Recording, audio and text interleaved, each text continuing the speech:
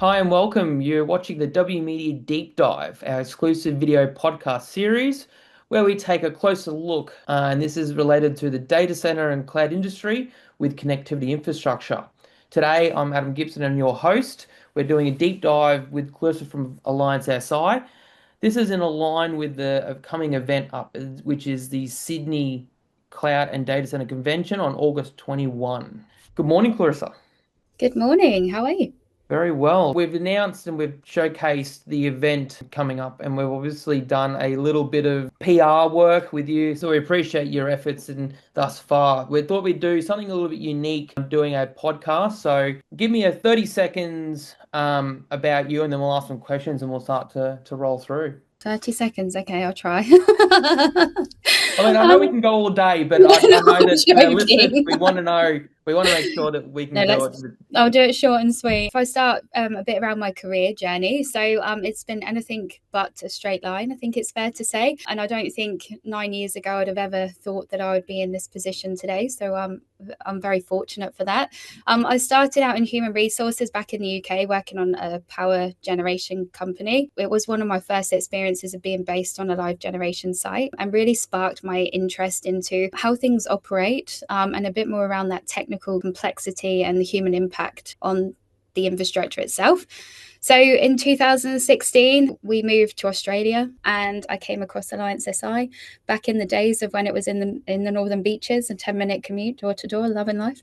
And they were hiring their first HR coordinator. It was a new role for the business, and I was lucky enough to step into that role. And from there, the journey evolved pretty quickly. So I went into the role of head of people and process, built out our HR and our health, safety, environmental and quality assurance teams, working on embedding our values and our systems, and eventually became general manager, where I got the chance to really see the full sweep of the business operations from every facet of the business, and really a bird's eye view to give me a bit of a deeper appreciation for what happens when we have brilliant people, strong systems, and a purpose-driven leadership team. From there, earlier this year, I was fortunate enough to be promoted into the role of CEO, which I'm exceptionally privileged to be in today.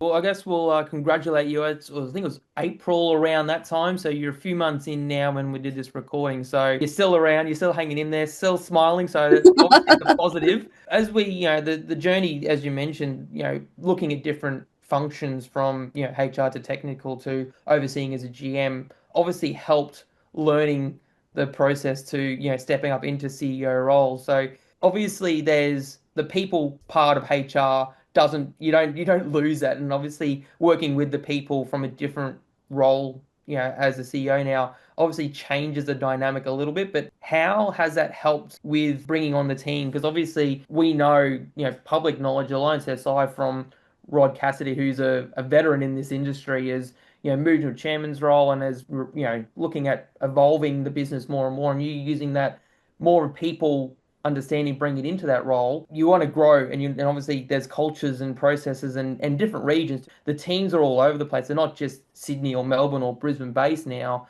How's it looking from a growth and supporting with the platforms and the peoples around it? That's a really interesting question. I think it really comes back to we ensure that we lead. We're a very values-driven organisation, and ensuring that then we lead through those values is really critical. So with our 4 values, for example, being integrity, passion, service, and excellence, I think they're very much at the core of everything that we do, but then it builds itself out for then a level of consistency right across the business. Everyone knows what those values are, and everyone works towards those values. They're very well embedded, but also I think for me, we have leadership team meet and greets that we do every few months. And the most humbling thing was actually the last meet and greet that we did. We had team members that actually said that we very much walk the talk. We don't play lip service to what we do. The values are very much embedded right across the teams, which for me was, and the broader LT, was very humbling.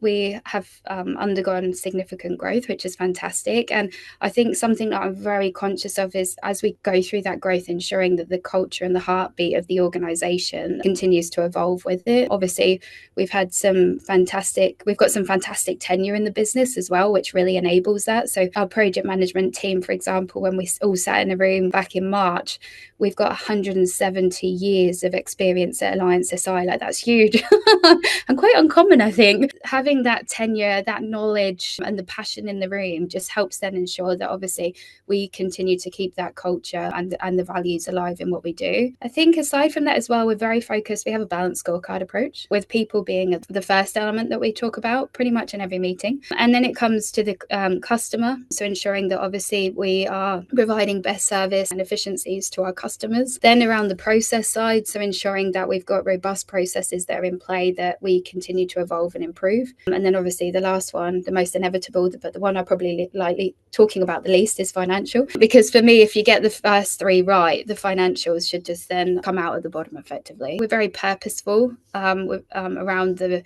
balanced scorecard approach and the values, and ensure that that's embedded right the way through our mechanisms as well. So everyone is working to that common purpose and that common belief system. And we've seen it around being in the industry and running into the Alliance SI teams all throughout Australia. You've got a very smile, happy, nature that no one seems to be, even though there's a lot of stress. And we know this industry can put a lot of headaches across there with the different vendors and partners that we all work with. We see that the team are very moving forward in, coming with a result, happy to do it, and no questions asked. So it's obviously that working close with the partnerships and understanding, obviously there's a technical side, there's a commercial side, but then obviously there's a human element, which can be really a scenario of we need to do it the human way to make it work in the way that ticks all these boxes. The growth and the tenure, we sort of understand that it's worked it very well and has increased heavily. If you want to give a very short, brief, 5-second pitch of Alliance SI's core products and what you've expanded upon, when people join a podcast, they'll go, I want to know, more about Alliance SI. What's a high-level piece of information around it? It's pretty exciting because we've been around now 48 years. So nearing that 50-year mark, we'll have to do something big for that. But effectively, we design, deliver and maintain electrical and communications infrastructure that effectively powers everything from, we work within from hospitals right the way through to data centers. So really that is the core of what we do, the structure cabling side, effectively calling ourselves infrastructure specialists. I would say we are very proactive with working within our ecosystem, so with the different vendors, to ensure that we are aware of the latest technologies, so that then when we partner and work alongside customers, we're ensuring that we're putting the best options forward for them is really key, and being that strategic partner. When you sort of talk about, and we'll call it a future roadmap of what's going on with the vendors and the new technologies and things like that, data centers weren't around, in the scale in which they were 40 odd years ago. So obviously there's more and more processes being built out, and there's a lot of new developments that are going on. So have you seen something where you go, that was something we've never thought of before that we have to adapt to, and you sort of know that there's going to be more coming on? I didn't know what a data center was before I started Alliance SI, to be honest. I had no idea, wouldn't even have ever thought about where my data was stored effectively when I'm taking all my videos and photos and whatever else. But I've gone on, me personally, I've gone on quite a journey in terms of understanding what a data center is and how critical effectively it is to them, especially the modern day now. But yeah, I think for us, our role is shifting. We are becoming more than just structure cabling installers. We're very much becoming a trusted advisor. So being the partner with our vendors and we're, I suppose, in the middle of the vendor and customer relationship, and really ensuring that we understand the governance and the risk and the business impact to what we're installing, so that we can advise appropriately. I think at the pace of change in this industry as well, I feel like over the last, I think obviously we all know AI has just literally accelerated absolutely everything. I think that's a given, and I probably shouldn't even have to say that. But I think through that, in the last 18 months, we've really had to make sure that we are right across different technologies, like even the different cable types, what's going to give the better latency, for example, based on what the customer needs. And also now obviously we're moving into this space of power and energy being obviously a hot topic that everyone's looking at, and how do we then ensure that our solutions are supporting then the potentially the ESG requirements that the customer has as well, in terms of from that environmental and sustainability side. Like obviously one at the moment, the big hot topic is liquid cooling, for example. So I think it's for us just making sure that we're really abreast of how can we really support and build out our own ecosystem and leverage our ecosystem to make sure that we're working with the customer to get the best solution, and also co-create those solutions to come up with different ideas and thoughts, especially as some of the projects are getting more complex. We're talking about obviously racks and the wattage increasing exponentially, and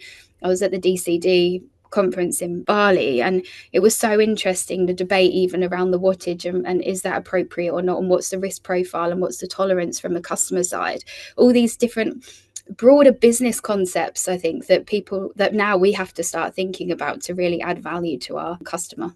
It's interesting when you talk about the development and the changes and the events that people are going to. There's been many talks over the years of shortage of staff or getting different people to think about data centers, and like yourself who hasn't, and there's quite a few people I've met over the years that sort of aren't aware of what these digital buildings are. They're just, warehouses for computers in some people's eyes, but not really understand the depth and the difference, the criticality around them. Are you seeing with the shift from your, call it, communications based function that was, to now evolving to more of a technology and digital, and as that sort of moves towards it, are you seeing that there's more of a challenge in getting particular skills, or are you uplifting some of the skills? Yeah, and obviously you're growing it as well. So whilst there's probably a point where you can go, I can train some of these teams to do certain things, you're going to have to find a lot more because there's more data centers being built, there's more demand, there's more growth, there's shorter time frames.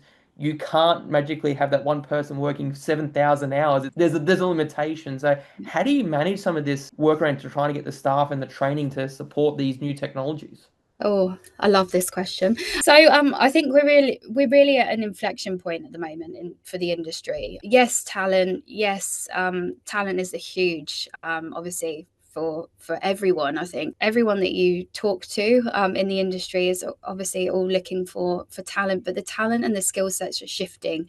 And I'd really challenge at the moment if we've got the right learning programs in play to really support that shift. And I think at times we don't really know what that looks like either. So being agile is really key. What I'm really proud of is the fact that obviously, yes, we've gone through this significant growth, but we've been able to grow and provide opportunities for our team internally, whether that be them going into more leadership type roles or more technical roles, and also just from other head office functions, just being able to actually give more opportunities. So this growth has provided that. But what we're really focused on is obviously then making sure that from a talent perspective, there's the right programs out there, and that we're working then with the broader ecosystem to really showcase what this industry, this hidden industry that's been under a blanket for so long, what the actual industry and the pathways that you can go on. So I think that's a really nice linkage to the initiative that we've come up with around careers in the cloud. AI demand has just elevated that no end. So really, Careers in the Cloud came about to really bring a collection of key industry leaders together to really work on this topic in itself. And we can't do it alone. So building out a forum and a platform and a community that everyone can really showcase the ideas that they're working on, and then start to really form a bit more of a task force to really leverage this skill set shortage that we're seeing. And we've got some really cool ideas in the pipeline of how we can really start to attract more people into this industry. But aside from that, also showcasing to those that maybe are a bit more further on in their career, the opportunity to actually change career paths and come into what is a very exciting industry in a whole, and the opportunities that it presents. So we have, at the moment, we've got a website, we've got the forums happening, and we're actively engaging with government and education partners. But I really think it comes back to just showcasing in really simplistic terms what is a data center and what are the pathways that you have. In terms of then looking at skill sets for the future, again, that's a conversation that we'll be having in careers the Next Careers in the Cloud Forum, to really kind of work to where are we heading and what does that look like, and how do we then set our teams up for success around that. I think obviously bringing brand new people into a critical environment has its own risk, and I think there's been quite a concern of previous around obviously bringing them in, but making sure that when we do bring them in, we've got really robust programs and pathways and training programs to give them the confidence in these critical environments. Plenty to go from, and obviously, the one thing I'm a big advocate of, and and yourselves are the same from a LinkedIn and a social media and things like that, is the awareness, and that's a key part of keeping data centers close and building them out with some really key talent. You need to grow that talent out because the change, the dynamics, and the shift that is, it used to be just a real estate play. Now it's a power play and things like that. So we understand, and W.Media has been a big advocate in their events over many years to try and grow and get awareness out there to say, whilst there are some big vendors that we all know, the green machine and the red machine, the blue machine, if you understand the vendor color schemes there, all trying to do their bits and pieces to continue growing, but they also need particular talent as well. So sometimes they're moving and changing. We know the hyperscalers are very much a when they come into a market, they can take, and it's pretty cool to have Google, Amazon, or Microsoft on your CV. But sometimes the tenure, as you mentioned, is more important because they love what they work with and the team they work with. Having a name of that is not necessarily the be all and end all. So when you sort of tie in other people also coming into the industry, it helps a lot. When you sort of go through all this wrapped up together, obviously you've got competitors, you've got advocates, you've got supporters. There's so much going on in there. Are you seeing a point where you sort of have to slow down and realign, or you're just seeing that you have to keep evolving? We had this conversation with a particular group not too long ago, and they sort of said there's going to be a point where it's going to plateau for 6 months as we try and figure stuff out, whether it be governments putting pauses on areas, power having issues trying to get connected like in the US, and expansion plays with regions such as in Europe. Are we seeing that sort of whole pattern? Do you think it's going to happen, or do you think it's just going to be moving from one place to another? I think what we're probably seeing is that shift. So, from one geographical area to another, I think specifically in New South Wales, it's going to be the policies, specifically around energy. And obviously where this energy is going to come from effectively, and what the government are going to do around that is going to be so critical to the growth for Sydney, I feel. Obviously the uptake for AI as well is a key challenge and a key element that we keep reading about. But for us, it's very much we're right in it. And we're just going. We're going, but in a very considered manner, very risk with a risk lens to everything that we do. The plans for this year are really exciting for us. This is going to be, for me, a very, very exciting year along with the rest of the team. So no, I don't see for us a sign of it slowing. But what I do think is it could be impacted around the energy and sustainability policies that are put in play. But I foresee then that they'll just move to a different geographical location, and we have to then ensure that we're in readiness to take that on as it moves. So I think it's more around the policies, the power constraints, the AI workloads, and the sustainability. But there's only so much control that we have over that as well. So I think it's really just continuing to focus on making sure that we're delivering as best as we can, and from ensuring that we've got operational excellence and carrying on to determine where our customers are going, and working with them to ensure that we're helping mitigate any challenges that they've got, really. So yeah, it's an interesting time. We haven't really seen the pace slow. I don't think we'll see that for the next year, but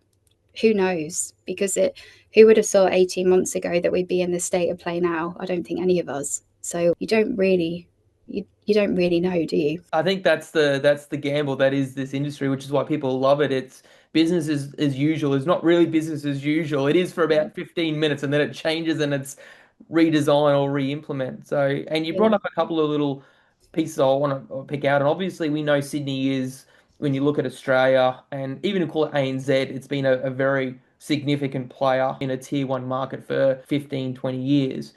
And I don't necessarily want you don't have to give me your secret sauce, but when you look at the next regions, and obviously you touched on where some of your partners and the customers and where the growths are, and you want to have the teams in play, are you seeing other parts of APAC becoming, and obviously Singapore and Japan are two countries that are very much strong for other tier one APAC regions, but they're also having power restraints. They're also having other, issues in regards to trying to expand from power, pet space, etc. Are there other areas you think that we can support out of Australia into other regions? In short, yes. Because I think we've got, obviously, we talk around the golden country in a way, around data sovereignty, and obviously we're heavily regulated, so the execution is high because of the regulations and the standards that we've got in play as a country, which I think sets us in really good kind of stead for looking outside of the region. You can see it and you hear it through conversations as well from all around the ecosystem. I think getting your operational excellence, getting your team focused and operational excellence down pat will just then make headway for other areas as they come online, or where obviously the additional growth is. I think there's quite a bit still in Australia though. We've seen it in Melbourne. Look at all the investment that's going to happen down there and the shifting gears. I think as well, part of that is looking at from a geopolitical landscape as well, the robustness and the safeness around the expansion. With obviously what's happening in America, overnight things can change, investments can shift quite rapidly. So I think it's just being really aware of the broader political sphere and how then you can take it forward. But yes, we have seen, I think, some conversations that I've had of late. Singapore in itself is very, very interesting, and so too the likes of Japan. But who knows? Who knows what's in store for us in the next 12 months? When we sort of talk about the futures and the agility and things like that with staff, with the region, it's all just an exciting bubble. This bubble is not really, as you said, don't really going to burst. The talent's growing. If someone said to you, I want to start tomorrow, I've heard this big drive. Data centers are this magical thing. I hear it everywhere. Is there an address, a link? Obviously, we promote W.Media, the events coming up. How can people get involved into working with Alliance SI? Their obviously careers, job posts, things like that. How do we get more people to be, the awareness of what the team are doing, what's going on to keep this momentum going? We have in the past offered some work experience so that people can actually see if the environment's right for them, but also just by and large if telecommunications is right for them as well. So we've done elements like that. We're also considering some different internship potentially this year as well, because I think we're very focused on the technician layer as well at times, but it's actually the whole business play, isn't it? It's the likes of from your HR to your HSEQ to your sales and marketing team. It's the whole gambit of roles that everyone's really after at the end of the day. So it's really for us, if anyone, if you were contemplating a career and just wanted a bit more information, it's actually just reaching out. We've got a fantastic HR team who will then also share some videos, insights, learnings, and be more than open to having a conversation and just gauging the level of interest. There's also, as part of our apprentice program, we bring in other apprentices so that they get to have a conversation to understand what the program's actually about. So we have different intakes throughout the year just so that we can do a bit more of a campaign. We go to expos to raise awareness of what the telecommunications apprenticeship really is about. Quite often, I think the team have had so many people come over and say, so what do you really do? So just reaching out to any of our team, I think, and just saying, I'm interested. Can you give me a bit of insight? I know that the team would be more than happy to have those conversations. In this industry, every single person plays a part in actually educating those in their community, their broader network that aren't part of this industry around what it is and what their career paths could be if they were interested. That's something I always say. We all play a part in it. We all have a role to really kind of showcase the industry and bring some more talent in. You're bringing up things that are very important to me. I came in a different world, and I think that's what's happened in the industry. There's so many different avenues now. It's not just what you know, it's who you know. Definitely from our standpoint, people are coming to these events for reaching out, connecting, working with different regions, different partners, different solutions. Why do you do what you do? 8.5, 9 years later, why am I still in the industry effectively? For one, I love the opportunities that it presents for our team, giving our team some fantastic opportunities to grow. It's different, it's exciting, but I'm proud of what we do. I'm proud of the fact that we're such an integral part, whilst we're kind of the forgotten part at times, we're such an integral part of the DC ecosystem. I love the pace. I love the fact that the team love the pace. We're up for the challenge, and the fact that we really get to make an impact behind the scenes and connect effectively. You're clearly passionate, and we love to see it. And I'll take my hat off to you and say thank you. We appreciate the different people behind the data center industry. It's not just the data center operators and the people running behind the scenes, maintaining all the different parts for the computers. It's the team behind that and the team behind that. We'll wrap up the podcast, and no doubt we'll run into each other, and people are going to run into yourself at all the different events you're going to promote and support. So thank you. It's been a pleasure, and we'll definitely catch up soon. Thanks, Adam. Really appreciate the opportunity.